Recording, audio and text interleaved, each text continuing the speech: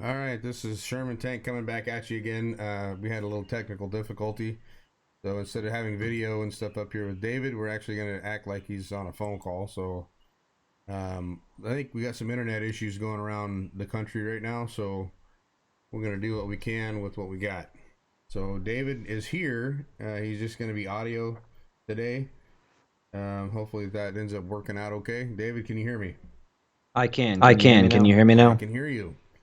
Good. Hopefully Good. we'll be Hopefully able to we'll be get able to through get this. through this. Yeah, one of the big things that was one of the things I wanted to talk about is people have begun experiencing a lot of internet problems and and issues issues online and online and otherwise. otherwise. Netflix has Netflix has actually gone and cut back on their allotment of user allowance for videos and things like that because the internet is being pushed so hard right now.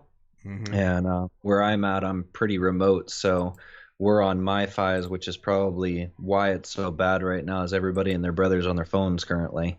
But what I wanted to bring up today is there's a couple new things that ended up happening with the COVID-19 coronavirus. The first one is there's a petition right now that a lot of people are getting behind for renaming it the CCP virus. And that has to do with the world being very disappointed with the Communist China Party and with their actions in lying to the entire world about this whole virus, and then also their continuance of doing bad things along the way. We've had test strips and test kits from China that recently got sent out that were infected with COVID. Mm-hmm. And we also had just mass amounts of lies and disinformation. Right now, they're saying that the death toll in Wuhan, China, I believe it's saying right here, yeah, they're saying 3,400 deaths is what they're saying in China. Now, here's the interesting thing. We have pictures that have come out here in these last few days of urns that are being sent to the 8 facilities that are in China right now that do cremation on bodies. There are lines in 6 hours a day to where family members can go and pick up the bodies of their family members once they've been cremated. And these urns, they're receiving shipments just at one location of 2,500 a day. So we got to know that their death toll is probably close to around, I would say, 60 to 80,000 based upon what their actual numbers of just that showing just in the city of Wuhan alone.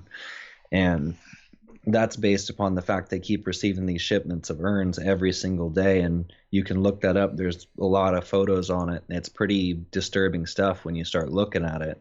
But one of the main reasons why I wanted to come on here today and get out there with you is there is an article on mirror.co.uk, and it says China finds new coronavirus strain that lasts for 49 days in infected patient.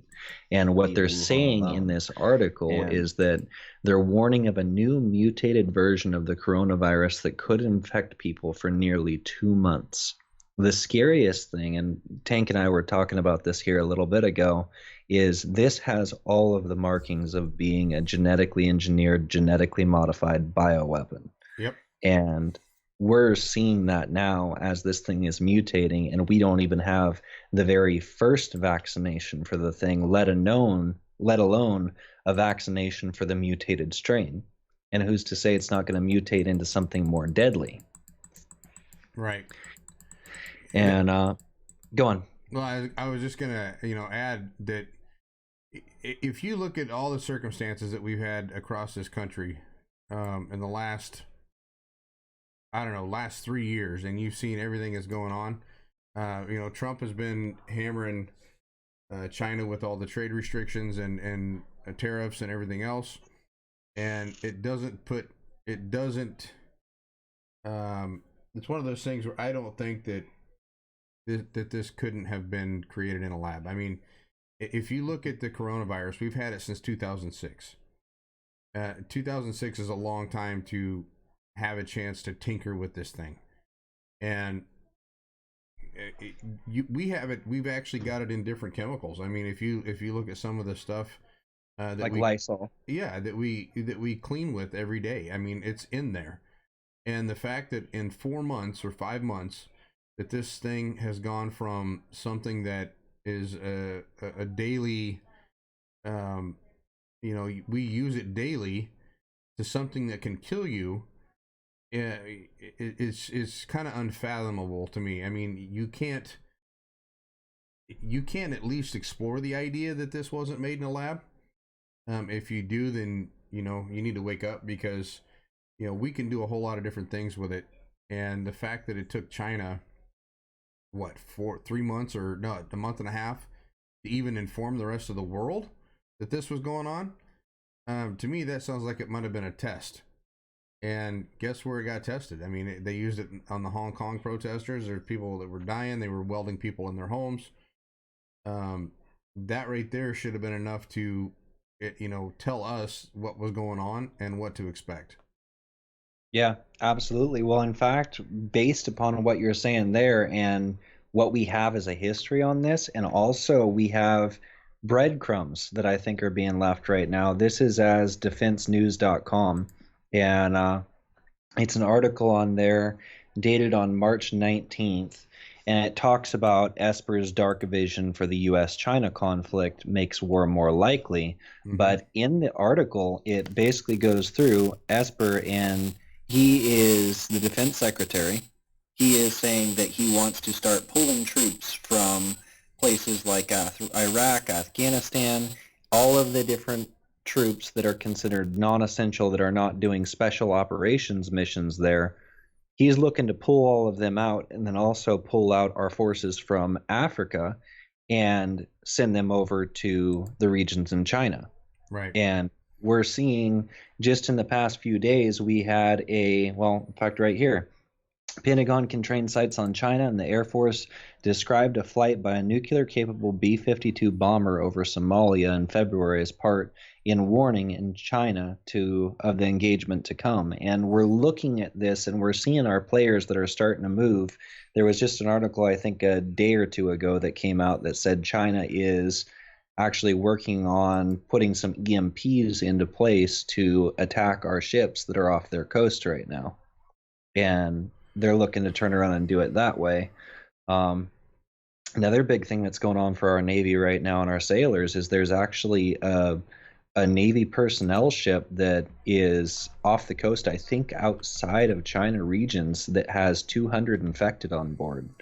And they're only 1,000 in the crew, but he's actually pleading to have somebody come and help him out and basically get them out of that area and out of that situation, because now it's a political nightmare for at least that particular ship, because you can't let them go on land, because what if they start infecting all the people over there? Then America's to blame. Well, and here's something too, and this is something that one of the people on our feed here, and this is 100% the truth. Jeff Furman just wrote, they use their citizens as human cruise missiles to spread it. And here's the evidence behind that. Okay, so our first case in Alaska wasn't a resident. It wasn't a person who lived here and went to another country for a while. It was a cargo pilot. The cargo pilot flew in. I'm not sure exactly what country it was, because they wouldn't tell us. But a cargo pilot flew in here, had seen the health band-aids and everything before getting here, started feeling sick, called the hospital, and next thing you know, they test him, and 3 days later comes back that he's got coronavirus. I'm not sure. Lost the call on that side for a minute. Yeah, I heard it beep at us. But yeah, I can't think of any other way. I mean, I don't think that. I mean, I get that viruses and stuff mutate on their own and everything else like this, but literally, it's like they put everything in there, or the way that it's working is it was a targeted attack on our respiratory system. And I know that things mutate and things change and all that kind of stuff all the time, but this was literally a perfect weapon. They went after how we breathe. And I watched a video yesterday of a guy that was in the hospital that had this. And this is for those out there that who may end up having it or may get it or whatever. But what he said was when he was up walking around, this guy was still laying in a hospital bed, by the way.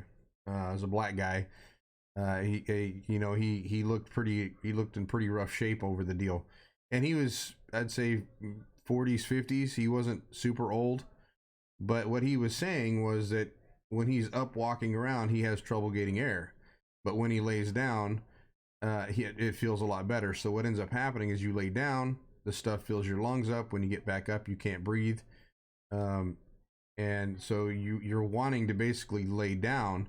And in the process of laying down, it's filling your lungs up. So it kind of tricks you into giving up. And as bad as that sounds, I mean, I wouldn't want to go that way. That's for damn sure. But it sounded like the nurses and everything really had to push this guy to get him up, moving around, and keep him going. It sounds like he might be recovering, but it looks like it was a long, hard process for him. Well, and one of the things too that disturbs me greatly about this is the article I read a minute ago about the 49-day mutation.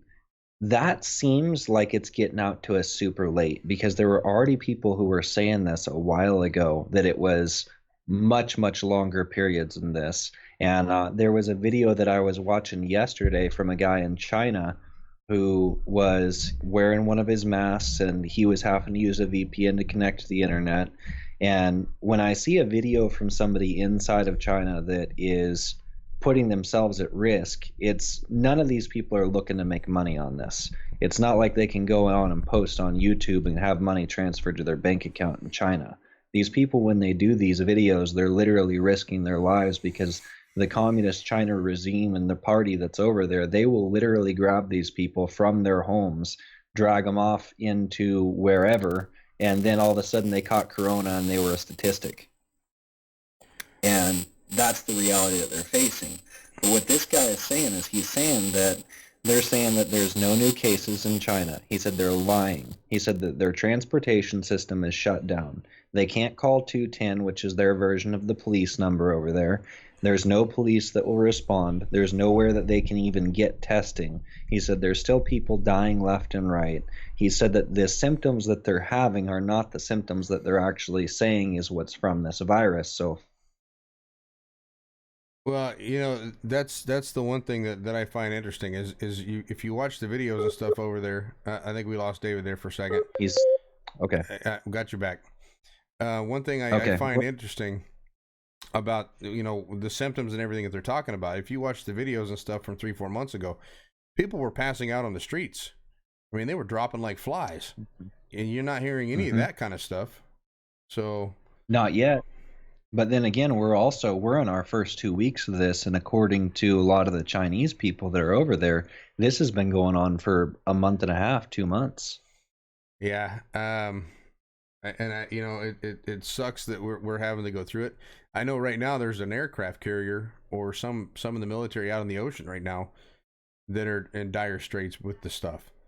I think it was an aircraft carrier, and it is an aircraft carrier, and that was the one that I was talking about. They're in the ocean, but they're off a coast, and it's becoming a political nightmare because 200 of the 1,000 passengers are infected, confirmed. Right. And out of the 1,000 passengers, probably all of them are at least gonna get it or have it, but they've got to basically get them away from that area, because on that border with that country, if our guys basically have it on the ship and then go in and start infecting everybody there, then America looks like they're responsible for it. Right. And what's the other stuff that's going on? China's been sending over tests that actually have COVID-19 in the tests. I seen that today. Or they're fake tests. Because here's the other thing that's really scary too. The tests themselves, for the ones that actually work, they only have an 80% actual true test rate on them. Right. So you're literally talking pretty much 1 in 5 is infected, but it doesn't come back as the correct result. Mm-hmm. And then we have, I think it was in Maine, I was just seeing a report that showed that Maine officials are actually sharing the locations of infected persons with coronavirus with police. And so that concerns me from a standpoint of if they're going to be going around and people up and putting them in self-isolating pods and stuff like that. We don't know. Right. And at this point, we really don't know. I mean, there's times where California, I think it was just today, said that there's going to be no more school for the rest of the year. It's done. It's over. That's done. So that right there takes a step back from. Well, here's the thing that I don't know if we just lost David again or not. It sounded like it might have cut him off. But yeah, it did. One of the things that I find extremely disturbing is the fact that we don't know how long this is going to last. You there? I am. Looks like I lost you again. Yeah. Where did I cut out at? To be honest with you, it was like in the middle of a word, and I couldn't make out what the word was. I was just saying that you're right at the end of school. California. Yep. Yeah, the schools in California have officially shut down until the end of the year. And so that already takes it to where there's going to be no normalcy for at least the rest of the year because most people work 2 jobs. I personally think it's good. I think parents should be more involved and they'll probably end up raising better kids, but I don't want to use that to make that point in opinion right now, considering everything that the country's going through. But we're in this time right now to where the world's economy is quite frankly fucked. Yeah. There's no coming back from this in any way, shape, or form for years to come. And not recognizable anyway. Yeah, and I can easily see us going to war over this. Because by the time we're all said and done with this, the nation's debt is going to be a third higher. And who owns the most of America's debt? China does. Exactly. So when you go through and you look at this right now, once it comes through to where we say, sorry, we're not doing anything, we don't have any way to pay this, what's it going to come to? What are they going to do? Say, hey, give us Texas and we'll call it good. No, that ain't going to happen. Right. Basically, once we end up coming through in this type of situation, the only step forward is war. It's scary from that standpoint. They can have Canada. How about that? That way they don't have to ship their crap that they make for us over here. Sorry. You killed me on stream. I was taking a drink of coffee at the time. They can get rid of Trudeau. I think we can, Oh, man. No, it's I don't know. We're in such a weird time, and with the country and actually the world so divided on the political views that anything's possible right now. I mean, we're Trump did a press conference this morning and was talking about Iran wanting to hit the troops and stuff overseas again. And everything that's happening is giving us a giant excuse for war. And, the warmongers that we have out there, the people that were in when Bush was in and that kind of stuff, they're licking their chops because they know that if you look at what happened back in, the Great Depression, right? So we went to war. That's how we got out of the Great Depression. We went to war with another country. And that, our factories and everything else kicked into high gear, started making stuff for the military, and that's how we came out of the Great Depression. It's one of the big reasons we survived that. But I kind of see a lot of similarities between then and now, and it's not like we don't have a lot of enemies out there that we could go after.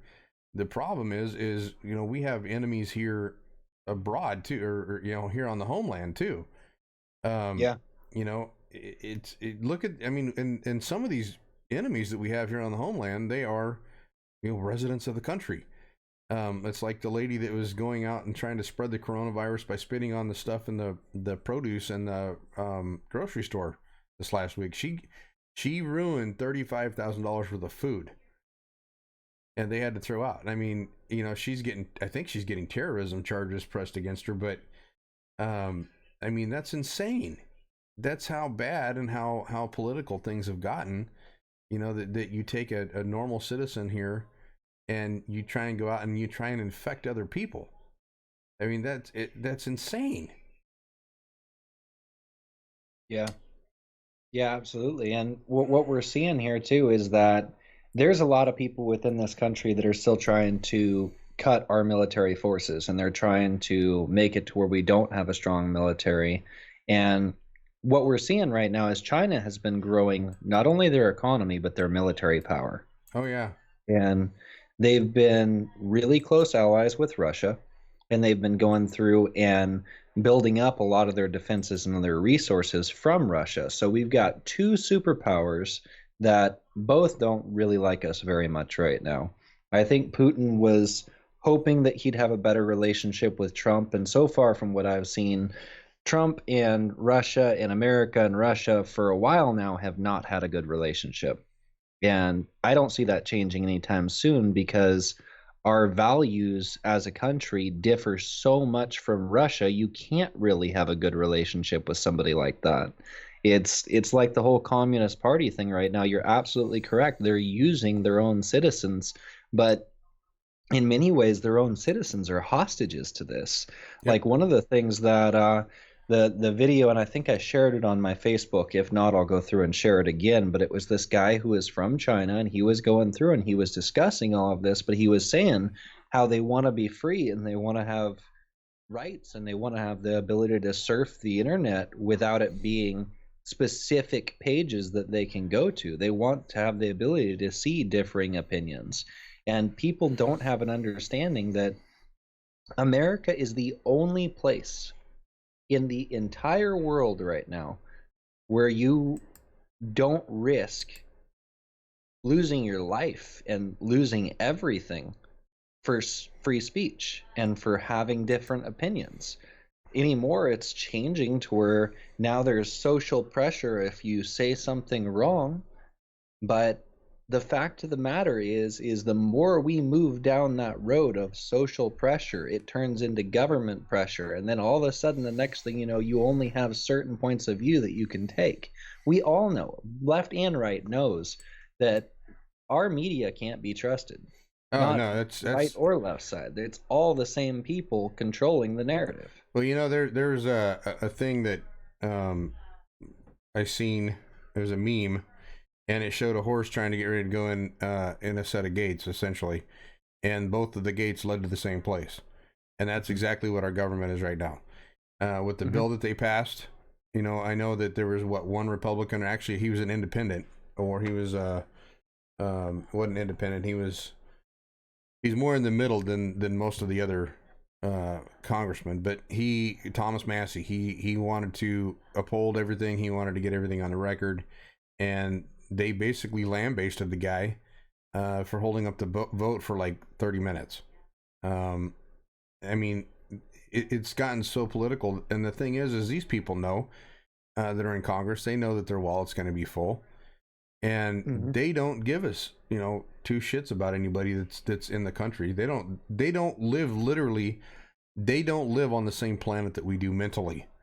Well, they don't, because the other thing about it is the dirty, wicked little secret that Congress has and the House has, and basically all these corrupt politicians have, is nobody is investigating them for insider trading. Nope. In fact, there was a thing a couple years ago to where it said that they were looking to investigate them. They said, no, it's the separation of the different branches of government. You guys can't do an investigation on us because of that.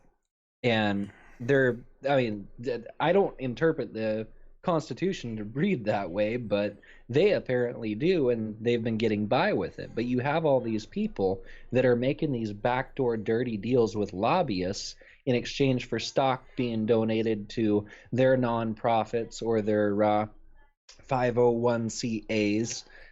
That's another thing. 501(c)(as) is a method by which you have a nonprofit which you designate to give to any type of thing that you want to, but it's permanently tax deferred without actually sending the money to those people, so you can just keep it there in those places. And it's also anonymous. You can't tell who the money is actually coming from, And most of these big corporations and most of these people, they all have their own 501(c)(as set up, and they're able to go through and send out this money to circumvent the law of being able to say, okay, you can only give this much to this candidate. No, with the 501(c)(a), it's anonymous. There's no way to actually tell who's actually given the money. Well, here's something that I it's a question that I have, and I've seen people post about this, and I don't know enough about it to really elaborate on it, but I've been seeing that since this bill was put in there, that when the bill was written and everything, it basically gave the Federal Reserve to the Treasury Department. Basically, they become kind of a de facto takeover. I don't know how much of that's the truth or not, but if that is true, it would be nice to end the Fed.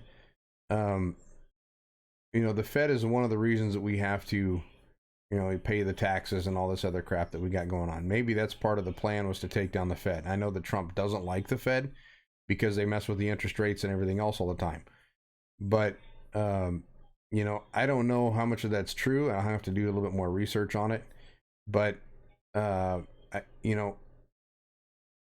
Steve Mnuchin is the head of the Treasury Department. So I don't know enough about him to say whether or not any of it's good or bad. So, you want to elaborate on that at all, David? So I ended up actually cutting out there for a portion of it, but from what I was understanding is you were saying that there's a lot of talk about Trump eliminating the Federal Reserve and going and eliminating probably the IRS as well. Is that what I'm understanding? Okay, so whenever they wrote this bill, it effectively gave the Fed, or the Federal Reserve, to the Treasury Department. And at least that's what I've been getting from people and sending me stuff. So essentially, the Fed is no longer.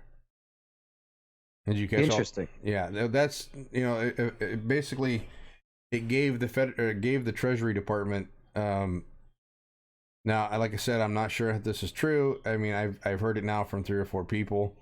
I've seen different articles written about it.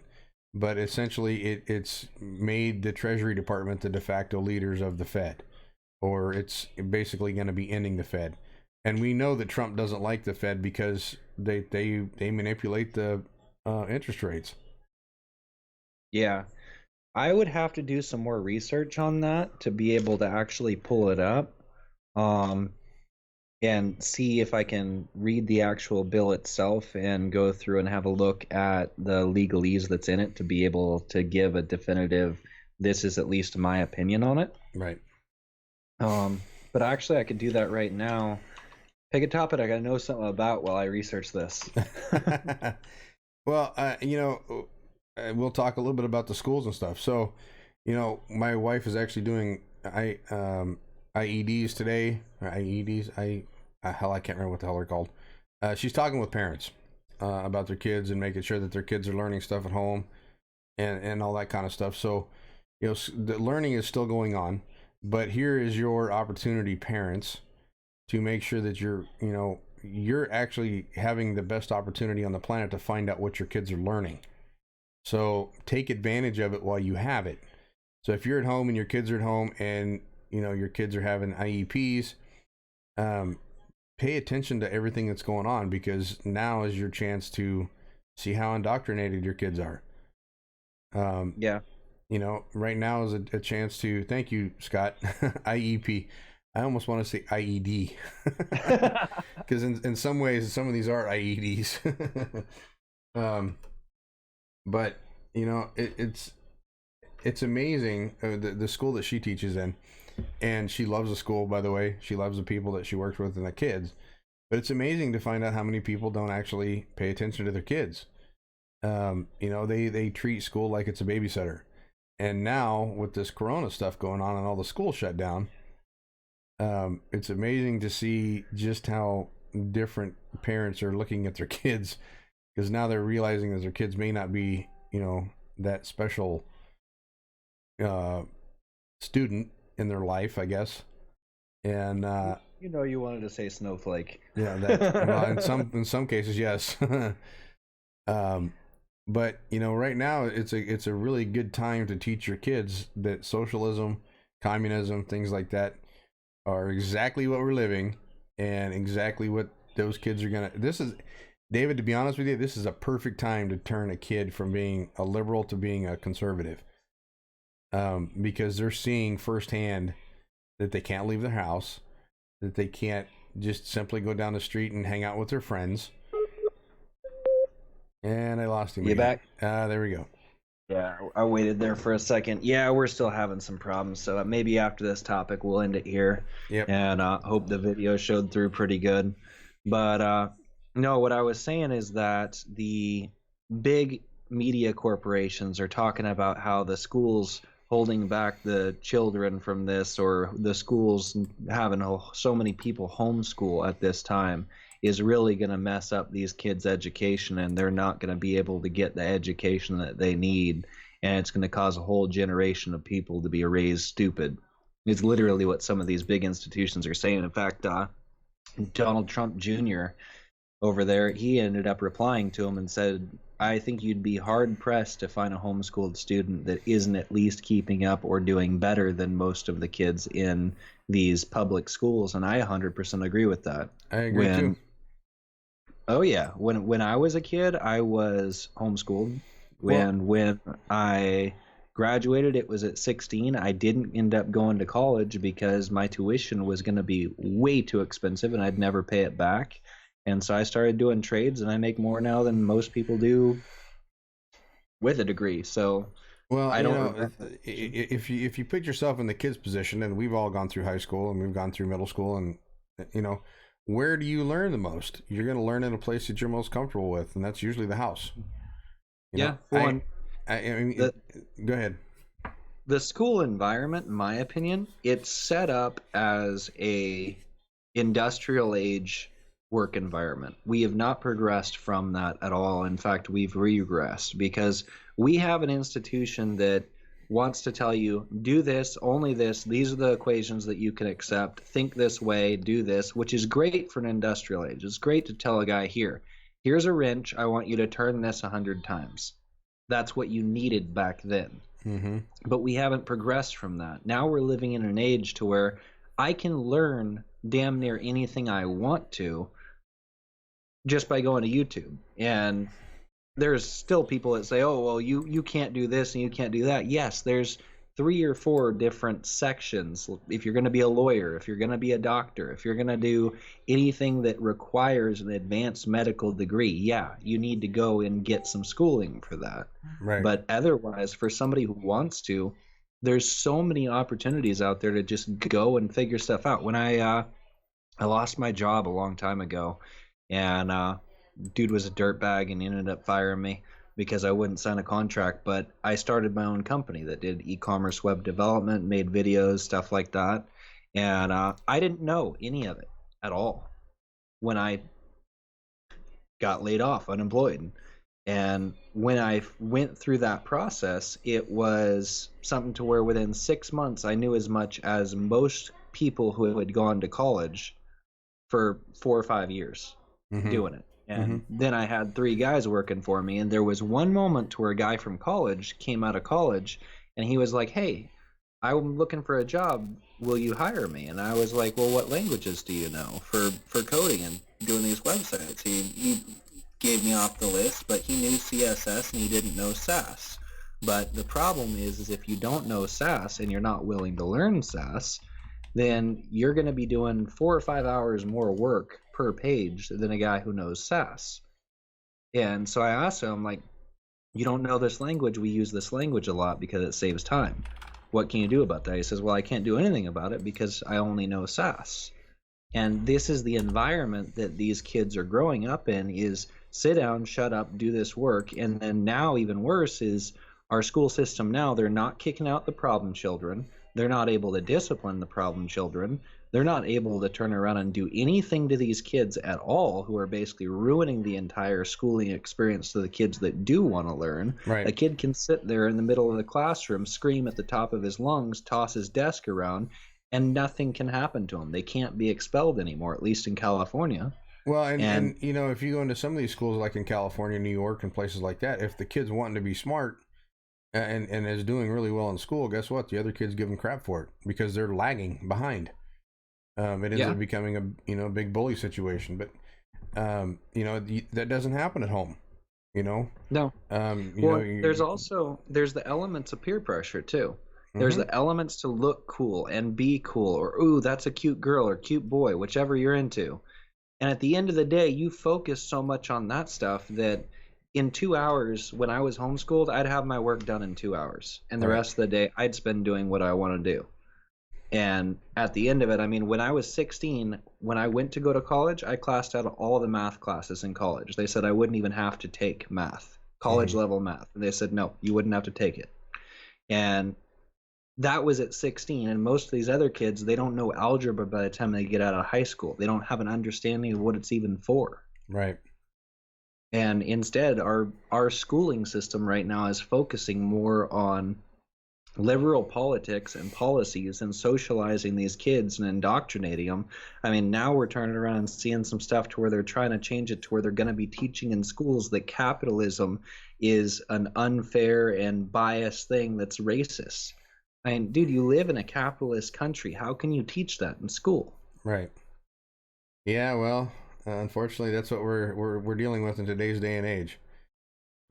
Well, David, I think we've covered plenty with our connection issue. I think we probably go ahead and call it quits for this one, and we'll just. I think so for this one. We'll just keep working on trying to get some of our streaming and everything a little bit better. With. I did want to mention that there may be, with all the crap that's going on and everything else, with people being laid off and all that kind of stuff. Don't be surprised if you start losing your cell phones. You start losing your internet. You could start losing power and water. So be prepared for all that kind of stuff. Well, and one last thing on that note, the reports that I'm seeing right now are showing that as many as 30% are going to be unemployed from this.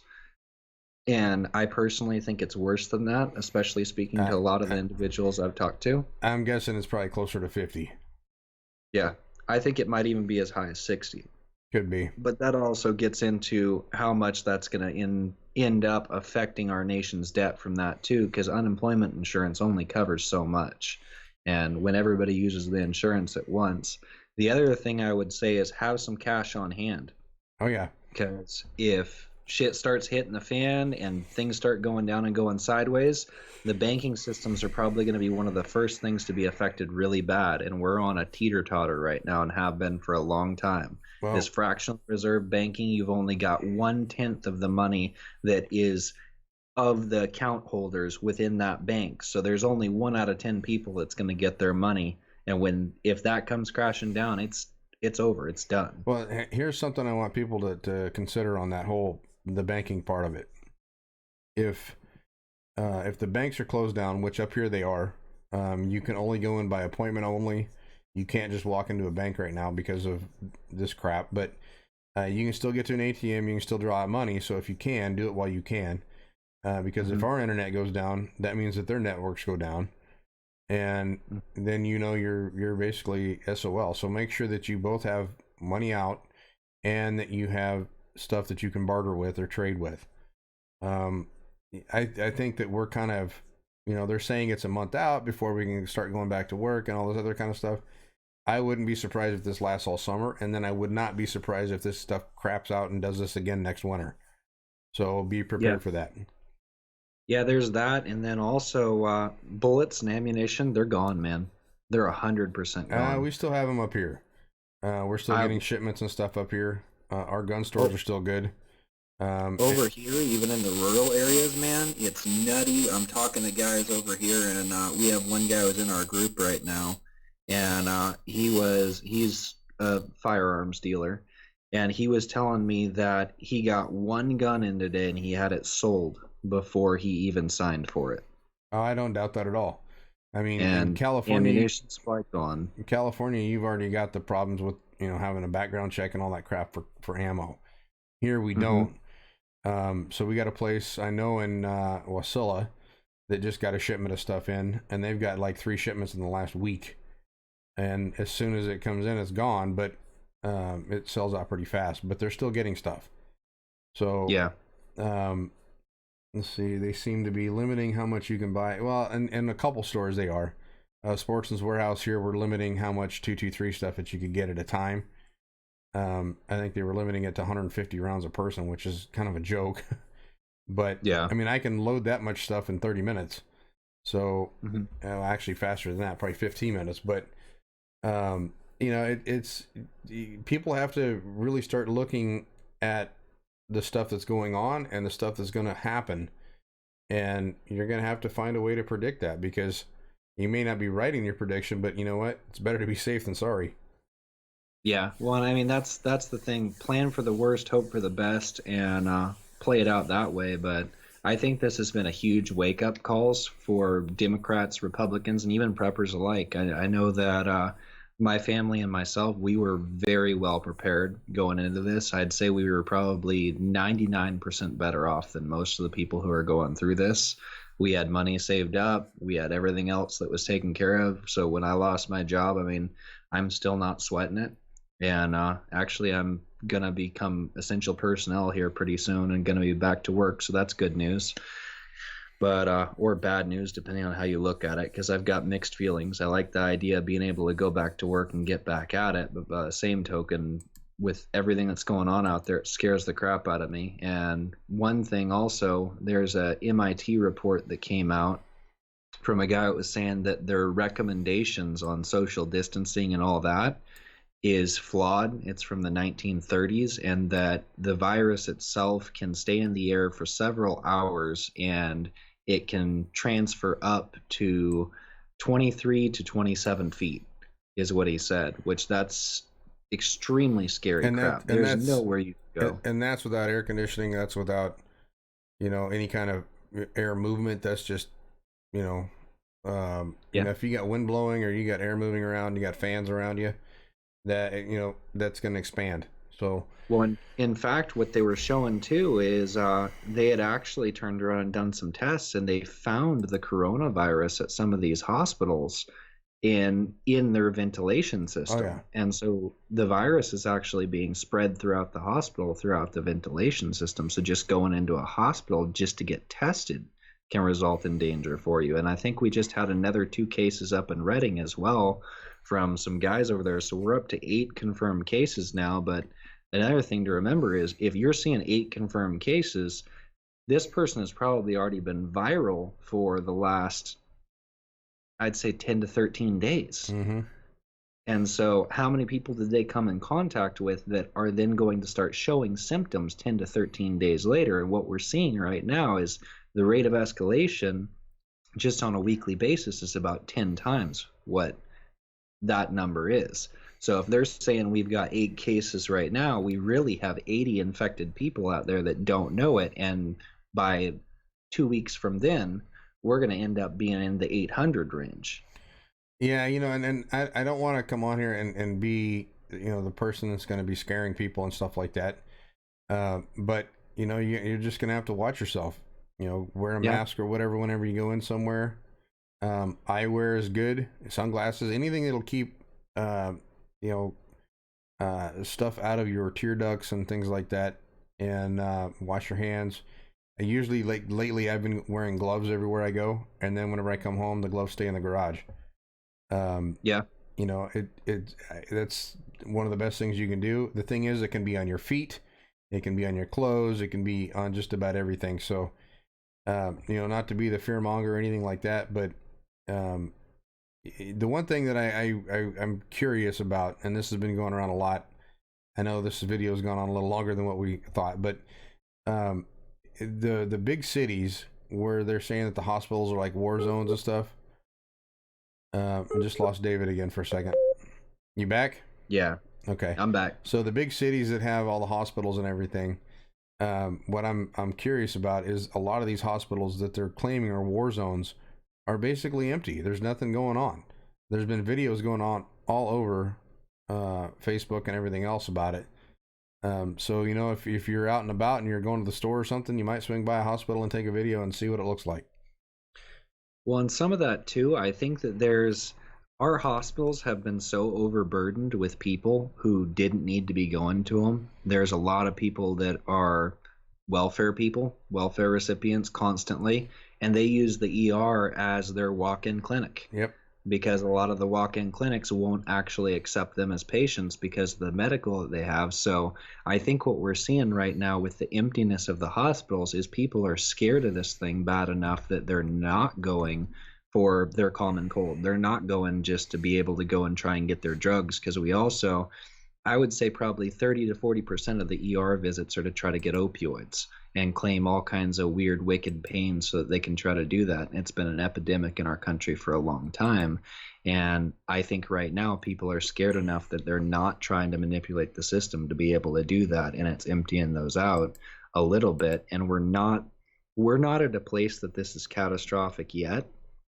But from the research and the information, I definitely think it's a real thing that is going on, and I think that this is every bit as bad as what they're talking about. And the thing that scares me on it is, if this is biological, which I personally think it is, and if it is a weapon of some type, it could mutate into a more deadly, dangerous version at any time. Oh yeah. And it may already have programming that's in it to do that, and What? that may be why we're setting up to go to war, but we don't know.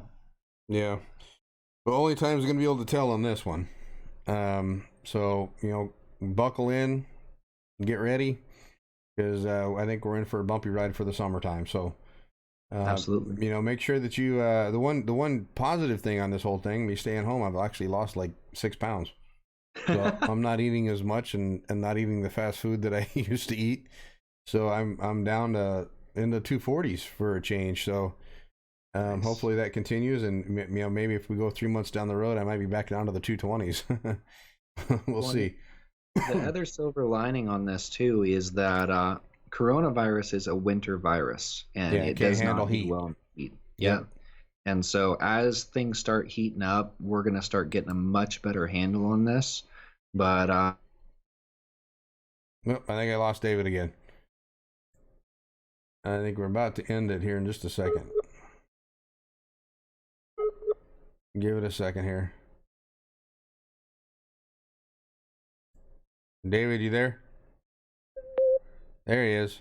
You back? yeah, I lost it there for a minute. All right, let's go ahead. Yeah, and- I was ending it and saying we'll do it another time when the internet's not so bad, and then Right. it cut out.